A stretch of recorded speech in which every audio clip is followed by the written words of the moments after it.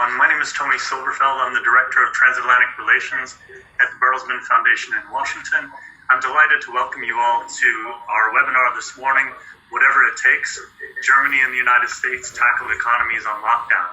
I want to begin just by thanking everybody for taking the time to be here.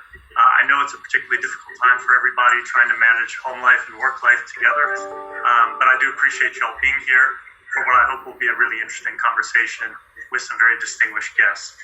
There's a lot to tackle over the course of the next 45 minutes. It's a tight program, but we're going to do our best to take you through this, and hopefully you'll get quite a bit out of it before we shut down at about 10:45. Before we launch into the program, I just want to say special thanks to our co-host, Dr. Christian Bluth, and our colleagues at the Bertelsmann Stiftung. This is a joint production between the Bertelsmann Foundation North America and our cousins across the pond at the Bertelsmann Stiftung. So we're delighted to have you here, and glad we were able to do this together. On a personal note, I just want to say as well, this is really a delight for me. This is the first time I've been in an office space without my children invading the space. So this is the next 45 minutes of peace and quiet for me at the very least. So I hope you all manage to enjoy it as I will, and we'll go ahead and get right into it. The way that we're going to do this today is we'll start with a scene setter from Dr. Christian Bluth, who will set the scene for the discussion that will follow.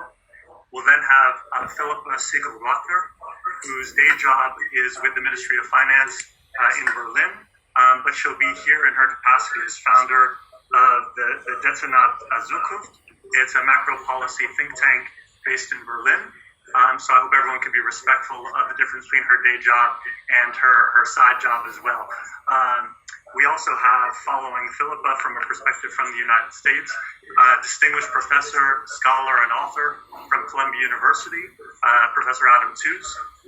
I hope you all are hearing me okay. I'm getting a bit of a feedback in my own ear. But I just wanted to thank you all for being here. I'm really looking forward to the conversation. I had the privilege of having a pre-call with Adam and Philippa yesterday, and honestly, I could sit there and just listen to the two of them talk for the next hour. We won't do that, but we'll do a good chunk of it with presentations from all three of my colleagues, followed by about a 20-minute Q&A. We want to try to engage as many people as possible over the course of the next 45 minutes.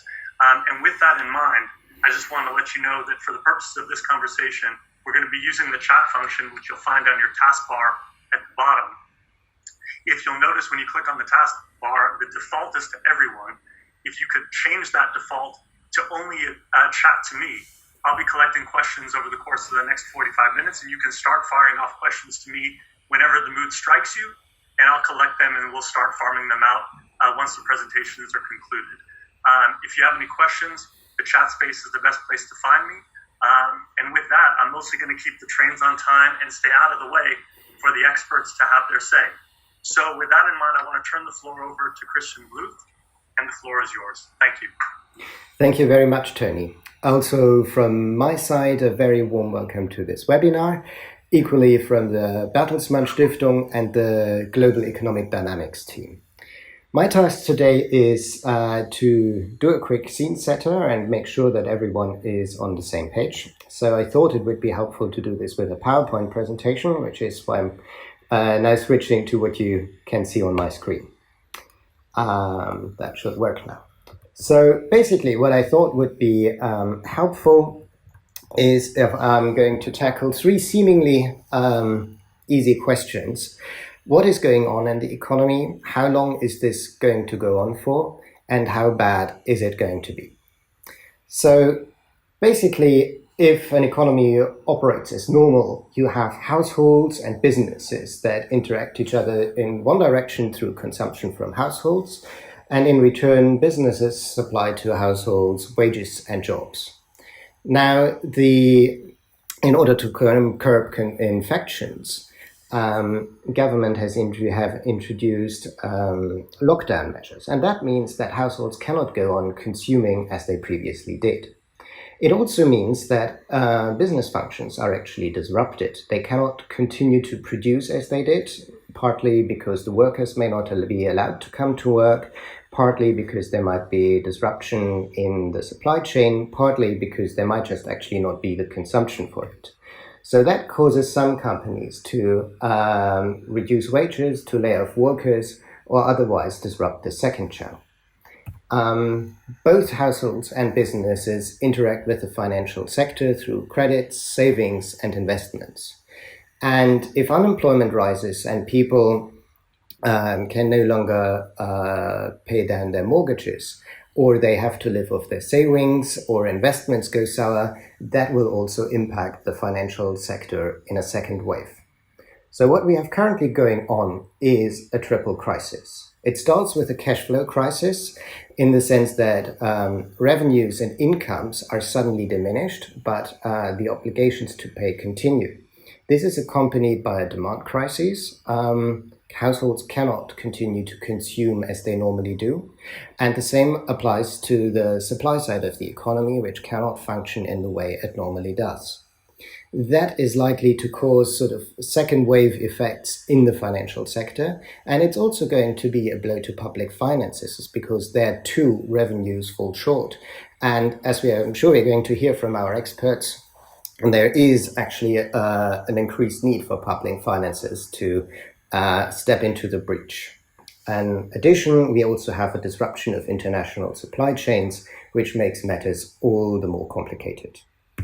How long is this going to go on for? It's very hard to actually come down with a really precise answer to this. Basically, this is going to go on for until either a vaccine has been found and widely distributed, or people have developed some form of herd immunity. Until that happens, there will be three phases. The first is what we are currently experiencing in most countries of the world, which will be an active lockdown. In order to curb the rise of new infections, all but essential activities will be suspended. At some point, it will be possible to partially relaunch the economy, but unless the health crisis is resolved, this can only be a partial thing. And then the third phase is the recovery. And actually there is a debate on whether that recovery will be U-shaped, V-shaped, or L-shaped, in the sense that there actually might not be much of a recovery, which is a risk that if this continues to be a very severe disruption for a long time, there might just be very little capacity left to relaunch the economy. The final question is, how bad is this going to be? Now, this chart that you are seeing are weekly initial unemployment claims in the US, and that's the version of last week. There was just a new version of this released an hour ago, where a further 6 million were added, in addition to the 6 million of last week and the 3 million of the week before. So as you can see, compared to this, we have never seen anything like it in history. Even the great financial crisis absolutely pales in comparison.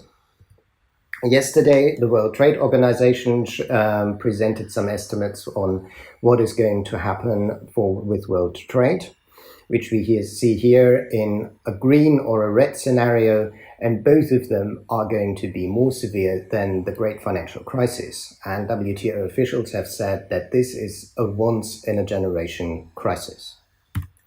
Finally, a quick comparison with the financial crisis again. So on the left-hand side, you see quarterly growth rates for Germany and the US around the time of the financial crisis. And on the right-hand side, you see some first estimates on what growth rates for 2020 might turn out to be. Of course, these are still very uncertain. It's very difficult to make any predictions at the current time.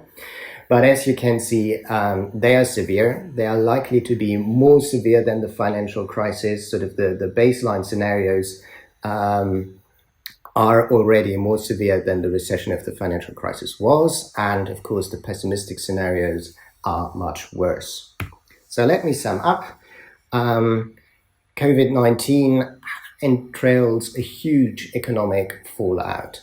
And it's going to have a severe impact on many individuals, on businesses, and on public finances. It's quite possible that this disease is going to bankrupt more people than it will actually kill. What makes everything more complicated is that this is a symmetric shock of the world economy. So it is not possible that increased demand from some other part of the world is going to save, say, the US or Europe in this regard. This affects the whole world economy more or less at the same time. And that makes it much more difficult to recover. Obviously, there is a role to be played for governments, and we have already seen quite some interesting action both in the US side and on the German side.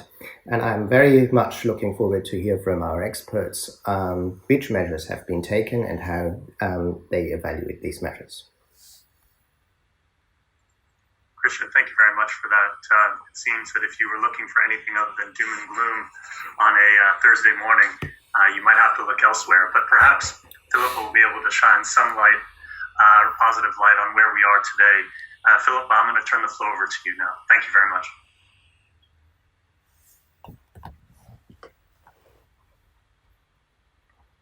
Yeah. Awesome. Might need to start with unmuting myself. I hope I can be less gloomy. I'm not sure I'm going to succeed, but anyway, I'll try.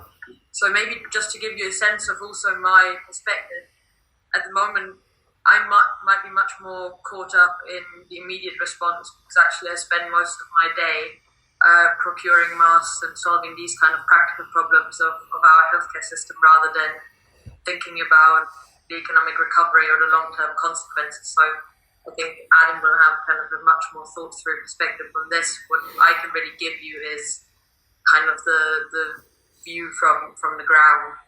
I quickly wanted to start with the health situation in Germany, what it all looks like at the moment and what we've done, and then want to look at economic policy, and then, to the extent I think that I'm already able to do some analysis, basically give you my first takeaways.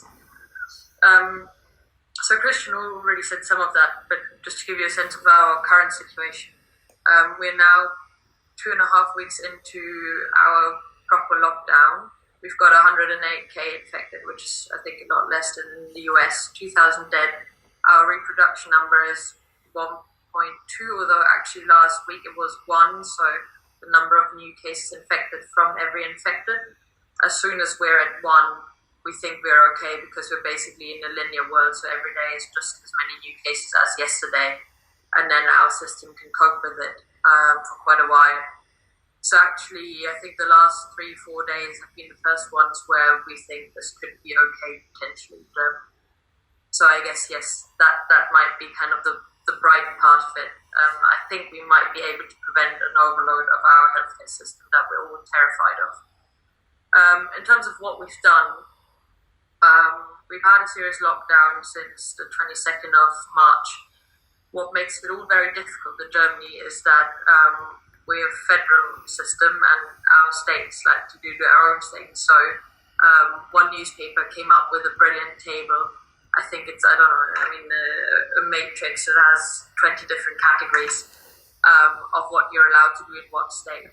So that's one of the main issues. People don't really know whether they're allowed to go outside with one person or two and whether they have to be married to them or not. But pretty serious lockdown for 2.5 weeks now. Most shops closed.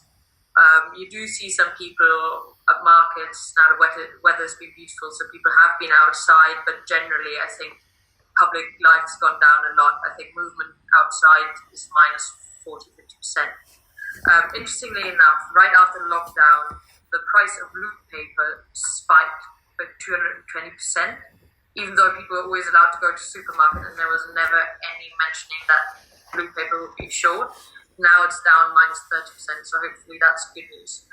And people have stopped drinking beer, which I think is fascinating. In terms of what we're doing on the healthcare side, we're trying to scale up a lot in terms of capacity in our hospitals, ICU in particular. Then we have a massive issue with procurement. I don't know, I think it's the same in the US because you keep being faster than us at buying stuff in China. It's mainly about masks and PPE kits, so we've decided we need to start production in Germany again. Luckily enough, we have quite a lot of machines that can do this kind of stuff. So trying to set up supply chains, local supply chains. And then lastly, we're trying to rebuild our local health authorities that need to do all the contact tracing. And we're thinking about having an app to do that. Germany is not very digital, as we can also kind of see in daily life everywhere now at the moment, because video conferences actually don't really work very well. And when public authorities have to work in a digital way, it basically all goes wrong. So it's going to be interesting how that works if we have an app and we need to collect data centrally. We really don't like that also probably given our history. In terms of the economics or what it looks like at the moment, it's certainly too soon to have a proper assessment, and we don't really have any numbers. This is part of the problem. Normally you can do with quarterly figures now. Decisions are made on, kind of every 3-4 days. We already have 1 million people in short-time work. We think it's actually going to go up tenfold. In the financial crisis, we had a maximum of 2 million, just to give you a sense. 20 billion in loan requests at our public state bank. And you can read basically about every big company asking for major loans or equity participation of the state. So that's pretty scary. I think by the end of this crisis, the German state might as well be the biggest shareholder of most big German companies. In terms of policy, what have we done? I had to laugh quite a lot, Christian, when you showed this thing, because I've actually brought something similar. And someone here in the room will recognize this, Adam. I was reminded of this so much over the last weeks because, we've deep frozen the economy and we're trying to keep this circle going. And this is the circle basically, between labor income and then spending on consumption and then companies producing again. And trying to artificially recreate this circle is incredibly difficult if you don't have the data and you're not really a command economy. So what have we done? We've tried to expand social security, make it easier, and basically have just much more limited means testing. Then we've got an infection protection law where we've now entered a clause that pays parents when they have to stay at home with their children because schools are closed. There are grants for small businesses, although they vary by state. Then there's just been a new facility introduced for medium-sized businesses from 10 to 250 that gives you a loan with a full state guarantee equivalent to three times your monthly revenues, and I think up to 800,000 euros.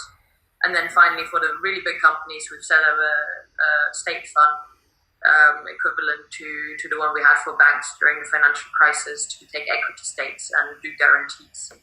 And there's an interesting interaction between this and the monetary policy of the ECB, which maybe we can talk about later. I'm basically out of time, so I think the one thing that I really want to say that's been interesting is to see how much the German state can do in such a short time, and given how complex our system is, how well tailored it can do things. We haven't had the ability to do cash transfers to all households. We literally can't do it, but we've been able to target specific groups pretty well. I did the Ebola response at the World Bank and the UN, and it's incredible to see the difference, what you can do in a developed country with a government that has quite a lot of trust with people. And with that, I'll hand over. Philippa, thank you very much for those comments. Just a reminder that if you wanted to ask a question, use the chat function. We've got some questions in the queue already, which we'll pick up just after the presentation by Adam, who happens to be sitting in the epicenter of the coronavirus in the United States, in New York City. So Adam, I'll turn the floor over to you. Thank you very much. You can hear me. I'm unmuted, am I? Good. Well, thank you, Christian and Philippa, and for that setup and for your insights from how it feels to be fighting this on the ground in one of the most important decision-making centres, not just in Europe but in the world, in Berlin. So that's invaluable. I think from a broader point of view, one of the things that Philippa's comments really make clear is how far states have existing administrative infrastructure, policy frameworks that allow them basically to absorb this shock within that framework, and how far they have to innovate, and when they innovate, as it were, how coherent and joined up that response is. And I'll organise my very brief remarks along those lines, and also have in mind a comparison between the US and Germany. And one of the things that's very striking about Germany is that with the short working time, the Kurzarbeit system, there is in fact an apparatus in place which is extremely good, very efficient at absorbing this kind of short-term shock to the labour market. It's almost perfectly designed to do that. And that's something the United States doesn't have. The United States doesn't even have a truly national unemployment insurance system, for instance. Which means that when we come to talking about the way in which the federal government and Congress is trying to distribute aid, you have to bear in mind the fact that the United States is a giant federal organization with a decentralized, and for very powerful political reasons, decentralized unemployment insurance system, which is a patchwork and a very inadequate patchwork. Germany also has a policy bank in the form of the KfW, which is an extraordinarily powerful vehicle for all sorts of weird off-balance sheet operations, which are very powerful, very effective, and politically convenient because it doesn't show up on the government balance sheet. And so you can get a very big stimulus, and Germany is doing a very big stimulus if you count the guarantees that Berlin is now issuing, without it necessarily showing up on the Bundeshaushalt. On the other hand, Germany, of course, has in place the debt break provision, which limits its ability to take up debt. But what we've seen is the willingness to break that constraint when the emergency actually hit. Many of us might have been skeptical about this, but the Bundestag rallied. The limit was lifted, and so now the Bundesministerium der Finanzen is actually legally empowered, if necessary, to really run a substantial deficit, which, of course, under these circumstances, is absolutely what's called for. So those sorts of constraints both constrain and enable what states can do, and the pattern is very different in the United States. There is no budget constraint that works on Congress. We don't have a policy bank in the United States, nor do we have the sort of labour market administration that would enable sort of action. What we do as a result have in the United States is a truly disastrous labour market situation at this moment. And there have been two things driving the policy response in the US. The fact that the US is at the hub of the global financial system, and the convulsions in Wall Street in March were epic and threatening to the viability of the global economy, Germany and the Eurozone included. And they required a direct response from the Fed at that moment, above and beyond what the ECB is doing, or the Bank of England. And then the other element is that America is suffering a national unemployment crisis. Christian pointed to that graph, which every week is taking on more dramatic proportions and confronts the society with a challenge which is massively economic, because the multiplier effects from lower consumption will kick in and drag the American economy down. It is a social crisis because of the inadequacy of the American safety net in social terms. There are millions of people. Christian coyly suggested more people will go bankrupt. By orders of magnitude, more people will suffer extreme economic hardship in the United States than will die, even on the worst estimates of this disease. And then it's a political problem, because the question of how rapidly and effectively local government and the federal government can respond is going to be driven in part by how a society responds to unemployment. The numbers are horrendous. I mean, very reliable and serious forecasters are suggesting that America might hit 25 to 30% unemployment by the summer. That's off the back of record lows at the beginning of this year. So we are going through the experience of the Great Depression, which unfolded in the Great Depression over a 4-year period in a matter of 3 months. And one of the most staggering facts I think I'll ever read as an economist or economic historian, that currently the unemployment rate in the United States is rising by 0.5% a day. I mean, that is a number which is barely possible really to process. So how is the American state responding? Well, what I think, again, is very striking in the US case is that allowing for the limitations of the state apparatus of America and allowing for the profound divisions within American party politics, which of course have been worrying everyone who has any interest in the viability of American democracy for years now, the response has been massive, it has been quick, and it has been coherent in a way which I think poses questions to people in Europe about how these pieces fit together. So very, very quickly, because I'm very conscious of time and the need to get to Q&A. The fiscal response is twice the size of the fiscal response in 2009. Furthermore, it is bipartisan. It was largely unanimous in Congress and Senate. Again, completely contrary to 2009 when the Republicans voted almost unanimously against the stimulus at that moment. Of course, a cynic would say, well, there's a Republican in the presidency, but from the point of view of the viability of the American economy, let's set that aside. Congress acted $2 trillion and an interestingly structured package which contains elements which are more like the German side, so directed loans to small and medium-sized businesses with conditionality on employment promises, and essentially the suggestion they will be forgiven in due course. A large boost to the American unemployment insurance system, which is basically the federal government saying, look, we don't think a state like Florida, which currently offers unemployment insurance to only about 11% of the people who qualify for it, is going to do enough. So the federal government has to do more. So the unemployment insurance top up. Then there is specific targeted expenditure on the healthcare system because the American healthcare system is private, and because they've had to cancel all of the profit-making discretionary surgeries. It's in a financial crisis. So we need the hospitals not to fail financially in the middle of this crisis. And then finally, and most controversially, there is a gigantic reserve fund, which is basically a treasury guarantee, which enables the Federal Reserve to make loans to big business, because the Federal Reserve is an appropriate lender for big businesses, and to guarantee the Federal Reserve against the losses it might incur. Because normally the Federal Reserve, like any other central bank, does not like to make business loans because it's not a profit-orientated, risk-taking bank. But under crisis conditions, that's, of course, what we need. Because if this is a financial crisis, it's preeminently a crisis of corporate debt. And what we're seeing is a joined-up nature here in the response between fiscal policy on the one hand, with the Treasury and Congress voting funds to support action by the Fed, which is radical and goes beyond what we've seen before. On the Fed side, we're seeing a monetary policy of a lavishness. I mean, the playbook everyone says is Ben Bernanke's of 2008, which is fine, but understates the radicalism of what's going on. In late March, the Fed was buying assets, treasuries and mortgage-backed securities at the rate of $90 billion a day. That is what the Bernanke Fed was doing in a month. The Fed under Powell is doing in a day. There was a couple of days when they were buying $1 million of assets a second. Huge suction of assets, long-term illiquid assets off the balance sheets of the private sector and replacing it with cash to keep everyone liquid. We don't want the solvency issue to be posed because we want everyone to stay liquid.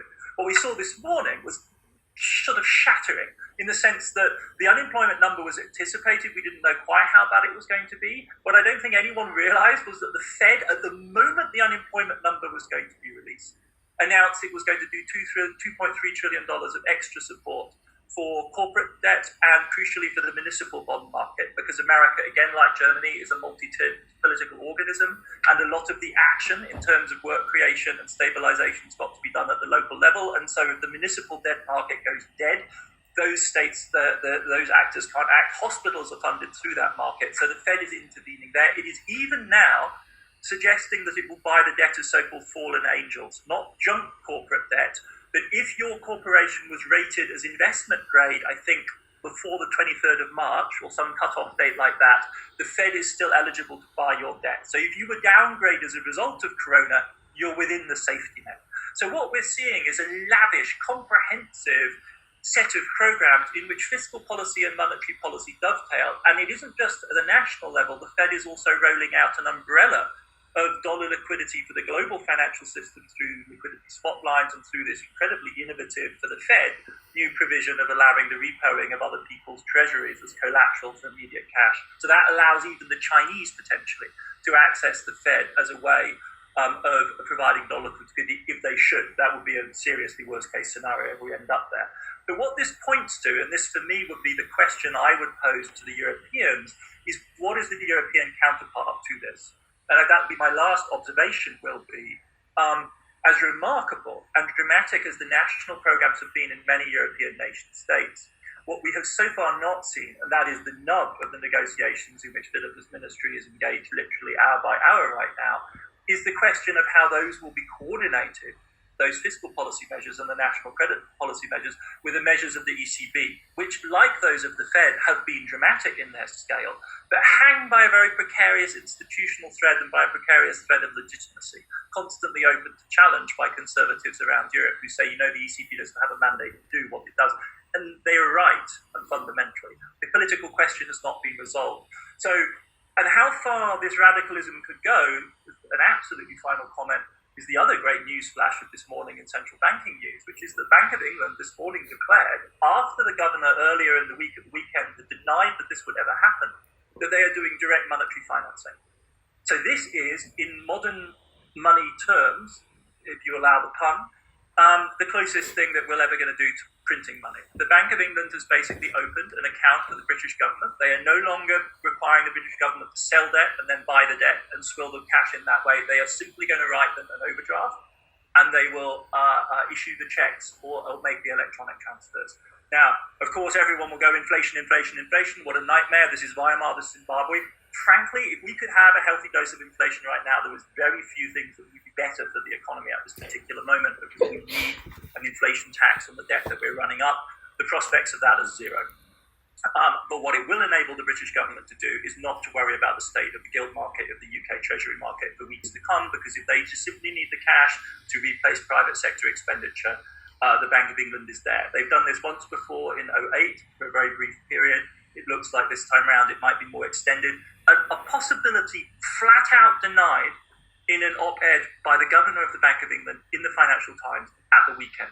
This morning announced as a necessity of the moment. That's the possibility, that's the box of possibilities that's out there right now. And the question for me, for you, where does Europe fit within that, as it were, a range of options? Thank you for your patience.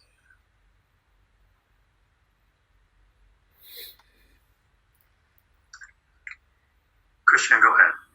Right. Well, I don't really want to take too much time, because I think lots of people have questions. But one thing that I'm actually also very interested to hear is, how is the international response to this shaping up? Because there is a huge debt of corporations in emerging markets. Their central banks, often this debt is dollar denominated, their central banks are much less able to engage in the kind of measures that, say, the ECB or the Fed or the BFE is able to undertake. So it would be very interesting to hear your thoughts on the international perspective of this as well.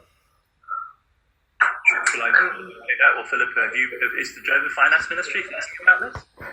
Or are people... Can't talk about what the German Finance Ministry is thinking about, but I can talk about what's already out there, and I think what's obvious. I think it's by now 90 countries applying to the IMF for loan. Yeah, so that's one. And if you've seen, Ebola was a lot smaller. I was in West Africa; these were tiny states. And they already had a devastating impact there. So if you scale this up by the number of people infected, by the number of countries that are involved, it's crazy. And this is just on the official side, right? And then, as you said, there was lots of cheap money in recent years. So I think you really have to think about capital flows and what you're going to do with those. And I think it's not going to be enough to have a nice chat amongst private creditors to, agree that we're going to keep some money in the countries. Yeah, one of the silliest things you hear people say is, the emerging markets, they have young populations. And so Ebola, COVID selects for old people. Somebody pointed out, India is a very big country. India has 120 million people over the age of 60. So were COVID to really become a pandemic within India, the consequences, there is no health system that could deal with that mass. South Africa has a population of almost 7 million people with HIV, all of them. Again, there's no health system in the world. Germany, not the United States. Hope the crisis that will result in. The crucial thing, I think, in terms of thinking about the global story is a kind of hierarchy of where countries fit within, as it were, the provision of financial support. The countries which are closest to the rich world, which we care about most, which are most direct because they're most directly entangled with our financial systems, the Brazils, the South Koreas, the Mexicos of this world, were in the second phase of the Fed's own liquidity provision. So they're tapped in because America does not want to see their banking systems go down. Dealing with a full-on Mexican financial crisis is not something any administration in Washington wants to process. This new facility of being able to repo reserves enables countries with reserves to do this. That would include the Thailands of this world, for instance, or the Indonesias, which have good credit and have got substantial reserves and can gain dollar access that way. Indonesia, of course, is also a gigantic country with a huge urban population, and Jakarta, if COVID gets into Jakarta, that will be an unmanageable problem, however sophisticated Indonesia is.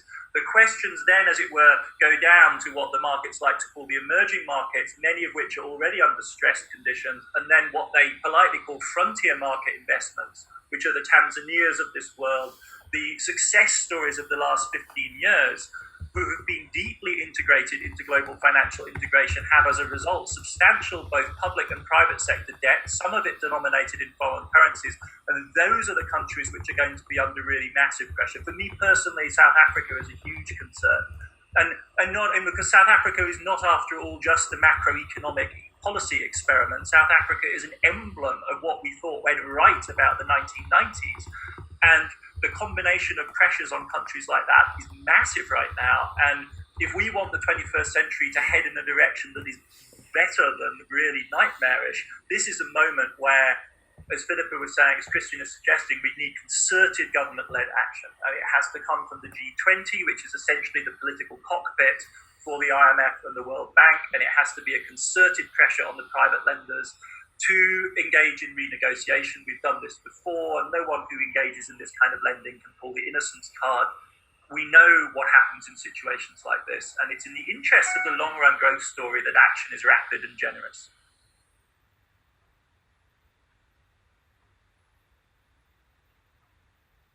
Thank you both very much.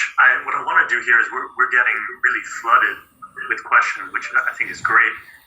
From a general perspective, a difficult task for me in our remaining minutes. But what I want to do with our remaining time, is try to bring a couple of the buckets together and give you both room to stretch your legs a little bit on some of these topics. We've been getting a lot of questions about the political implications of all this, and also issues around public sentiment. And so essentially, if you want to think about the trickle-down effect of these macroeconomic policies, what the political implications are, and then how are people responding, maybe we could get both a German and American perspective on those issues. Philippa, do you want to kick us off? Sure. I mean, maybe first of all on sentiment, I think might actually just be changing in Germany.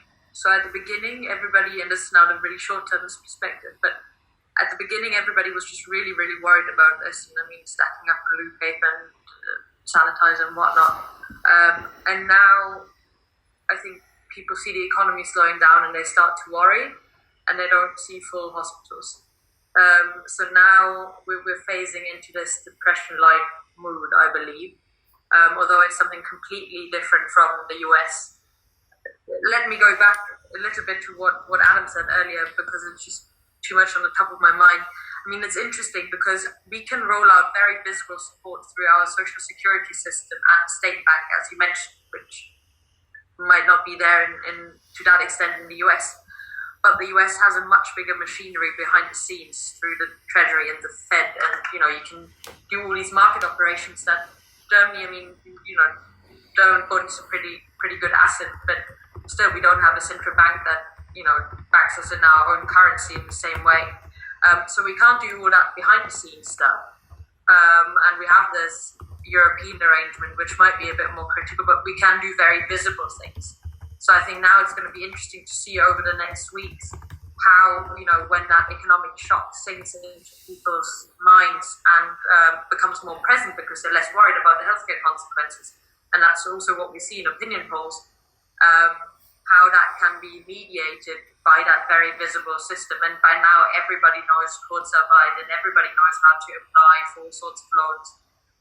People who definitely didn't know that in the financial crisis, it's also all sectors applying for programs now, which was completely never the case. It was always just production. So I think it remains to be seen as the answer, but the state is very present and so far being trusted, and maybe more than in the financial crisis where it was active mainly in the financial sector. Now it's in the real economy. I mean, I think I'm with Philippa in the sense that I think that it's too early to call what political consequences are. Certainly as far as America is concerned, we're not yet in the peak of the epidemic, and we're certainly a long way away from the low point in the economic terms. I mean, the astonishing thing about these unemployment numbers is this is just from 3 weeks. If you look at opinion polls in the US, it's pretty clear that people in the US are worrying about COVID-19 on March 9th. Why? Because that's when Wall Street collapsed. It was a minus something. Another one of the things that Trump was arguing with the liberal media about, and then when Wall Street collapsed, it became everyone's concern because of the extent to which personal finance needs to Wall Street. Another thing that you can already see the processing of the shock of the of COVID in the US was on highly partisan lines from the very beginning, and it continues to be on partisan lines with regard to issues like the lockdown. There are states where it is nowhere near as comprehensive, and those are Republican, and also in personal actions in terms of social distancing. There is very powerful empirical social science evidence derived basically from monitoring people's cell phones about the way in which behavior is changing in some places and not in others. So the entire event in the US is being processed along partisan lines, despite the fact that on the issue of a huge stimulus, Congress was able to get its act together. On the opinion polls, there's been remarkably little movement. Trump has not benefited from the huge surge you might expect from leadership, because then he's not really been delivering any in a concerted fashion that people other than his base understand. People like Cuomo, who are not altogether popular governors in New York, have seen huge bumps as a result of they're just classic, standard cookie-cutter Democratic emergency leadership rhetoric. It's nothing highfalutin, it's nothing historically exceptional. They're just doing the job of a kind of Democratic leadership in an effective, masculine, impressive kind of way. But that's all it takes to stand out against the field here. For me, the big worry, and in terms of politics, is medium term. Because it's so easy for everyone to agree on spending now. What I'm interested in about is how this plays out 18 months from now. This is the lesson of 08. In 08, the Germans were doing actually quite a lot of stimulus, though they didn't like to talk about it, and then the G20 would moan about other people's Keynesianism. But the real hammer comes down in 2010. So 2 years on, 18 months down the line. So for me, the question is what happens in this moment, because the debts we're running up are even larger. And even more dramatic. And so for me, the question is, in light of all the other challenges we've got, including climate, for instance, which 3 months ago was everything, no one was talking about anything else. That was the gold standard we were holding Philippa's poor ministry to, was like, were they going to do a Green New Deal? That was the question, right? And we're going to be faced with a situation in which you've burned off all of the huge benefits of the short winter. All of that beautiful debt reduction you achieved, you were so proud of, is gone. And that is going to leave a huge and bitter legacy, which is why these innovations of running it through the balance sheet of the central banks look to many people like the easiest way out of this. If we just print this, it never shows up on the balance sheet of the state's debt. And it may not have any toxic macroeconomic effects at this moment. So escaping the confinement, the fiscal confinement we might find ourselves in is a key issue. I'll just say at the beginning, I didn't promise solutions to all these problems, but I did promise to keep us on time. So unfortunately, we've reached the end, strangely. This is the fastest 45 minutes that I've had in 30 days, which I take as a good sign, because there's quite a bit of information that we packed into a finite period of time. Just a couple of housekeeping notes before I send some or give you some parting remarks. The recording for this will be available, and I'm about to pop into the chat exactly where it's going to be, but you'll find it at ged-project.de. And if you look at the chat box now, if you're interested in a recording of this, it'll be there. The other thing I just wanted to mention is that if you're looking for us at the Bertelsmann Foundation, you can reach us at bfna.org. Follow us on Twitter or Facebook, the Bertelsmann Foundation. But most importantly, I just want to say thank you to our speakers and to Christian Bluth. I know this is an incredibly taxing time for everybody, both in terms of their schedules and just managing life in general. For you all take the time to be here, Adam, Philippa, and Christian, we really do appreciate it. So thank you all. To the rest of you, please stay safe out there. Stay inside, wear a mask, do whatever they tell you to do, and hopefully we'll all get together again with all this behind us, and we'll have another chat about picking up the pieces of what's been left behind here. So with that, I just want to say thank you again, and wish you all a good day.